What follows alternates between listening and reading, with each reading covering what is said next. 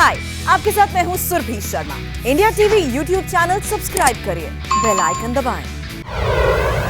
नमस्कार, मैं हूं पंकज भार्गव। टोक्यो में अब से थोड़ी ही देर पहले ओलंपिक्स की क्लोजिंग सेरेमनी हुई। जापान में मौजूद भारतीय खिलाड़ी इस वक्त वतन वापसी के लिए अपने बैग पैक कर रहे हैं। दिल्ली में उनके स्वागत की बड़ी तैयारियां हो रही हैं। प्रधानमंत्री नरेंद्र मोदी ने ट्वीट करके सभी भारतीय खिलाड़ियों को बधाई दी है। लेकिन इस बीच देश में एक बहस भी छिड़ गई है।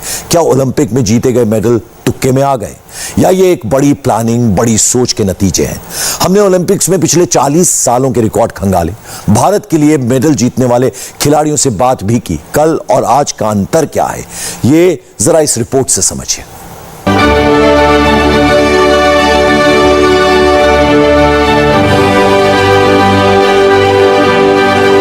सोना आ रहा है। इंडिया का गोल्डन बॉय ओलंपिक से गोल्ड मेडल लेकर आ रहा है। इस सोने के तमगे की कीमत जानते हैं आप? ये सब कुछ है मेरे हिसाब से, कुछ कहने का तो जरूरत है।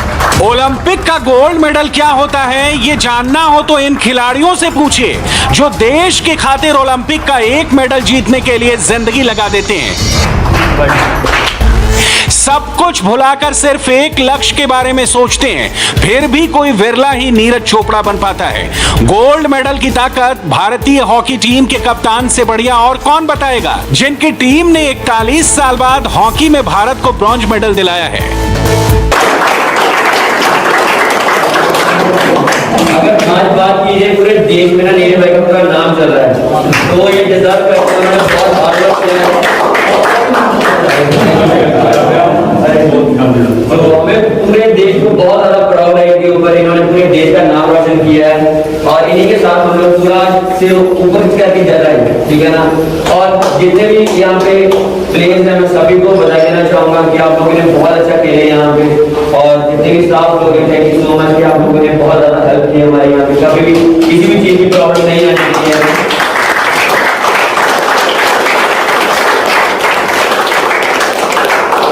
मैं बस यही कहूँगा, थैंक यू सो मच। और हम लोग आने वाले ओलंपिक्स में, आने वाले एशियन गेम्स, कॉमनवेल्थ गेम्स ऐसे ही मेरा देश का नाम रोशन करेंगे, ऐसे मेडल जीते रहेंगे।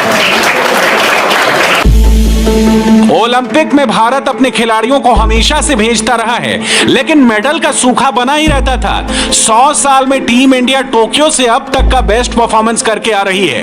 सबसे खास बात यह है कि इस बार हमारे पास सोने का मेडल भी है। तभी तो हॉकी टीम के कप्तान कहते हैं कि वो सिर ऊंचा करके आ रहे हैं। टोक्यो में टीम इंडिया के कैंप में नीरज चोपड़ा जैसे ही गोल्ड मेडल लेकर आए, वहां जमकर पार्टी हुई, केक काटा गया और तालियों की गड़गड़ाहट कैंप के बाहर तक गूंजती रही। 135 करोड़ का देश और 7 मेडल, हर चीज में नुस्ख निकालने वाले आज भी यही कह रहे हैं कि हमने कम मेडल जीते। ऐसे लोग ये बताना भूल जाते हैं कि अभी तो शुरुआत हुई है। 7 साल पहले जो स्कीम शुरू हुई थी, उसका असर अब दिखना शुरू हुआ है। अभी 7 मेडल आए हैं, आगे 50 मेडल भी आएंगे। देश को भरोसा है कि भारत के पास टॉप जैसी स्कीम है, तो हमारे खिलाड़ी भी टॉप करेंगे। टारगेट ओलंपिक पोडियम स्कीम सितंबर 2014 में शुरू की गई। इसमें संभावित मेडल विजेताओं की पहचान की जाती है। सिलेक्शन के लिए एक्सपर्ट्स पैनल होता है। सरकार ट्रेनिंग, कोचिंग और मेडिकल सहायता देती है। खिलाड़ियों की आर्थिक मदद की जाती है। नीरज चोपड़ा के गले में गोल्ड मेडल देखकर पूरा देश खुश है, लेकिन बहुत कम लोग जानते हैं कि इसके लिए कितनी तपस्या करनी पड़ती है। चोट का डर बना रहता है, बीमारी से बचकर रहना होता है। इन सबके बीच लगातार ट्रेनिंग करनी पड़ती है। भारत के गोल्डन बॉय नीरज चोपड़ा की 2019 में एल्बो सर्जरी हुई थी। सर्जरी के बाद रिकवरी में कई महीने लग गए। तब खुद प्रधानमंत्री नरेंद्र मोदी ने रिकवरी रिपोर्ट ली थी। कोरोना की वजह से 2020 बर्बाद न हो जाए, इसलिए सरकार ने उनको ट्रेनिंग के लिए यूरोप भेजा। कोरोना काल में वीजा का इंतजाम किया गया। नीरज चोपड़ा को फ्रांस, स्वीडन और फिनलैंड में ट्रेनिंग दिलाई गई। जर्मनी के बेस्ट जेवलिन थ्रोअर को नीरज का कोच बनाया गया। नीरज चोपड़ा का जेवलिन थ्रो आपने कई बार देखा होगा। अब उनके गुरु का जेवलिन थ्रो देखिए। जर्मनी के उवे हॉर्न ने 1984 के ओलंपिक में 104.8 मीटर दूर जेवलिन फेंका था। तब कमेंटेटर ये कहने लगे थे कि स्टेडियम छोटा पड़ गया।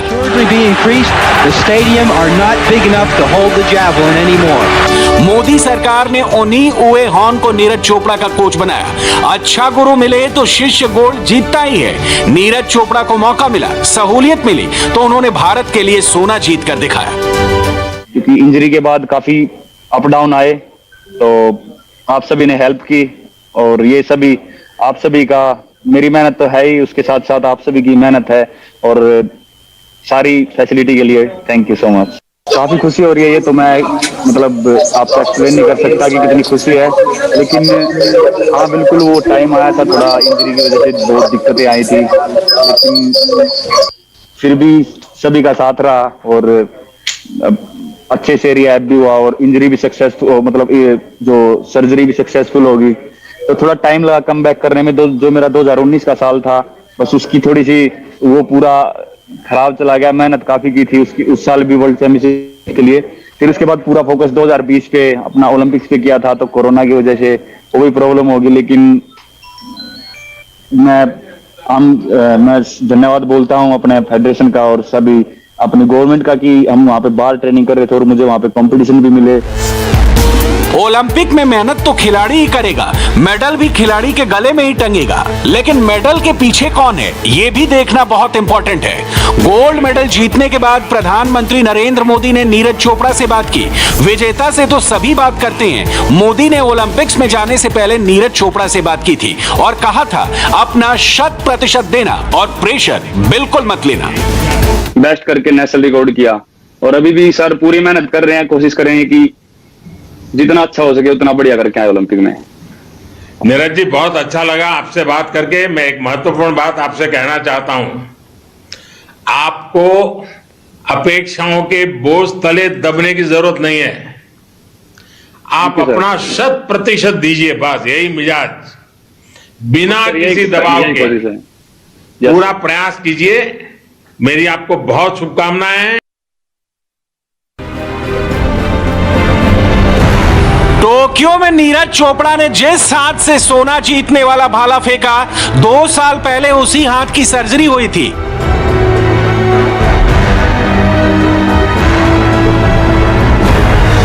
सर्जरी के बाद एथलेटिक्स में वापसी आसान नहीं होती, मगर सरकार ने साथ दिया। नीरज चोपड़ा ने मेहनत की तो कमाल हो गया।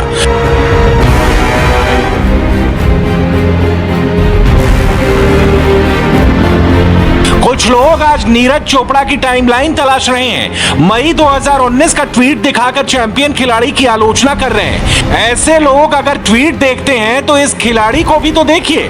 प्रधानमंत्री की कुर्सी पर नरेंद्र मोदी के होने से भारत की मेडल टैली में क्या फर्क आया है, हम डेटा के साथ बताएंगे, चैंपियन खिलाड़ियों की बात भी सुनाएंगे।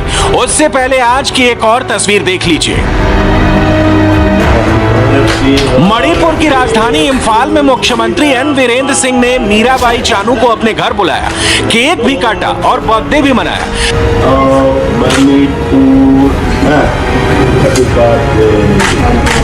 चानू को ओलंपिक का सिल्वर मेडल जीते हुए 16 दिन हो चुके हैं, लेकिन ये तस्वीरें बता रही हैं कि सरकार उनको भूली नहीं है। मीराबाई चानू ओलंपिक की मेडल पोडियम तक कैसे पहुंची, इसका सफर भी बड़ा दिलचस्प है।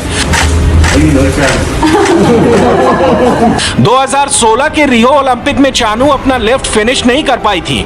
चानू के लिफ्ट में टेक्निकल सुधार का सारा खर्च मोदी सरकार ने उठाया।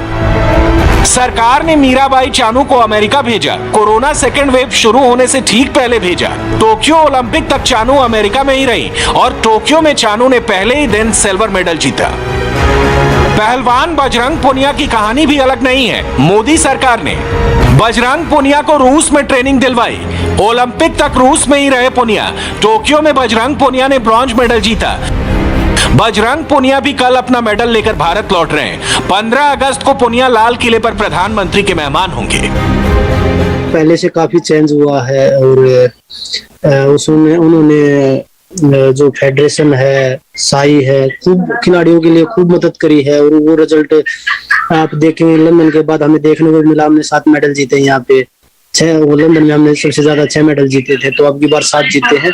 तो वो मतलब एक जो हमारा जो स्पोर्ट्स मिनिस्ट्री लगा लीजिए या कोई भी फेडरेशन लगा लीजिए, उनका सहयोग होता है, क्योंकि एक खिलाड़ी की अकेले की मेहनत नहीं होती, पूरे मतलब देश का सपोर्ट होता है, पूरे देश की दुआएं होती हैं, और स्पोर्ट्स मिनिस्ट्री है या साई है, टॉप्स है, फेडरेशन है, उनका सभी का सहयोग जब साथ में होगा तभी एक खिलाड़ी मेडल जीत सकता है। ओलंपिक जैसे इवेंट में खिलाड़ी के पीछे एक पूरा सिस्टम होता है। मेडल यूं ही नहीं आता, ट्रेनिंग और विदेशी कोच से लेकर सपोर्ट स्टाफ तक हर कदम पर उनका साथ देना होता है। मोदी सरकार इसमें कितनी सफल हुई, कुछ बातें मेडल टैली बता रही है, कुछ बातें खिलाड़ियों ने बताई हैं, कुछ बातें पूर्व खिलाड़ी बता रहे हैं। अब हर खिलाड़ी जब जाएगा तो सोचेगा कि मेरे को भी ओलंपिक में गोल्ड लेके आना है, और ये बदला हुआ है। मैं 4 ओलंपिक खेला हूं, 2012 में मेरा मेडल था। कभी 2016 में मोदी प्रधानमंत्री मोदी जी जाने से पहले हम सभी खिलाड़ियों से मिले थे, आने के बाद मिले, और अभी फोन पे टोक्यो में आप तकरीबन हर खिलाड़ी से बात कर रहे हैं फोन पे। ये एक हौसला बढ़ता है इससे। खिलाड़ी जब कोई देश, किसी भी देश प्रधानमंत्री खिलाड़ी से मिलता है, उसके साथ बातें करता है, हंसी मजाक करता है, तो खिलाड़ी का आत्मविश्वास बढ़ता है। उसमें अगर कोई ओलंपिक चैंपियन, मेरे मेडल से पहले कोई इसी ओलंपिक चैंपियन से मेरी बात होती थी, हम विदेश में जाते थे, जब हमारे साथ टेक्निक करता था, हमें बहुत खुशी मिलती थी कि हमने इसके साथ ट्रेनिंग की है। अब कोई प्रदेश का प्रधानमंत्री ने बात की है, फोन पे की है, ओक्यू वाले से की, नीरज चोपड़ा से की, सभी से मतलब पहले जूम मीटिंग की, ये बहुत बड़ी बात है। और ये मेडल बड़े हैं, आत्मविश्वास बड़ा है, और आने वाले टाइम में देखिए आप 7 मेडल है। मेरा मानना है कि 2024 में 7 से हम 13-14 तक भी पहुंचेंगे। पहले और अब में क्या क्या अंतर आया है, ये हमने हॉकी टीम के पूर्व कप्तान अशोक ध्यानचंद से पूछा। उन्होंने जो बताया उसे बहुत गौर से सुनिए। ग्रेट बलबीर सिंह जिनकी डेथ अभी कुछ महीनों पहले हुई है, 3 ओलंपिक के गोल्ड मेडल उनके पास, सरकार का जो दिया हुआ अवार्ड सिर्फ एक पद्मश्री, क्या ये हमारे लिए एक शर्म की बात नहीं है?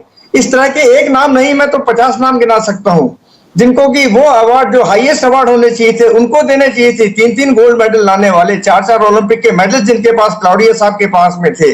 तो हॉकी की जो बदकिस्मती की इस तरह का मैनेजमेंट हमको मिला, इस तरह के लोग मिले कि हॉकी के मेडल तो आते गए। वो हमारे बलबीर साहब का मैं एक इंटरव्यू खुद सामने सुन रहा था, जिसमें उन्होंने कहा कि जब हम जीत कर आते थे, एयरपोर्ट पर उतरते थे, तो हमारे गले में मालाएं डाल दी जाती थी और वो मालाएं घर तक आते आते सूख जाती थी। तो आप इसका मतलब अच्छी तरह समझ सकते थे, कोई पैसे का इंसेंटिव नहीं था। हम जब 2nd वर्ल्ड कप जीता, 3rd वर्ल्ड कप जीत कर आए 75 का मैडम, तो मुझे एयरलाइंस की डिपार्टमेंट ने 50-50 रुपए के 2 इंक्रीमेंट दिए थे। ये इंसेंटिव था मेरे लिए। हॉकी के साथ पिछली सरकारों ने जो किया उसे ध्यानचंद के बेटे ने बता दिया। अब आपको ये बता देते हैं कि मोदी सरकार ने महिला हॉकी टीम को भी ट्रेनिंग के लिए जर्मनी और अर्जेंटीना तक भेजा। मेडल जीतने पर अब 50-50 रुपए का इंसेंटिव नहीं मिलता, बल्कि करोड़ों रुपए का इनाम मिलता है। गोल्डन बॉय नीरज चोपड़ा का एग्जाम्पल देखिए। Haryana 6 crore, railway 3 crore, Punjab 2 crore, Manipur 1 crore, BCCI 1 crore, Indian Olympic association 75 lakh. एक समय ऐसा भी था जब कोई एक ओलंपिक मेडल आ जाए तो उसी से पूरा देश संतोष कर लेता था। 1980 के बाद लगातार 3 ओलंपिक तो ऐसे गुजरे जब एक भी मेडल भारत नहीं आया। 1984 ओलंपिक, भारत को 0 मेडल। 1988 ओलंपिक, भारत को 0 मेडल। 1992 ओलंपिक, भारत को 0 मेडल। 1996 ओलंपिक, भारत को 1 ब्रॉन्ज। 2000 ओलंपिक, भारत को 1 ब्रॉन्ज। 2004 ओलंपिक, भारत को 1 सिल्वर मेडल। 2008 ओलंपिक, 1 गोल्ड और 2 ब्रॉन्ज मेडल। 2012 ओलंपिक, 2 सिल्वर और 4 ब्रॉन्ज मेडल। 2016 ओलंपिक, 1 सिल्वर और 1 bronze medal. 2021 Olympic, 1 gold, 2 silver और 4 ब्रॉन्ज मेडल। भारत ने ओलंपिक में अब तक का बेस्ट परफॉर्मेंस किया है।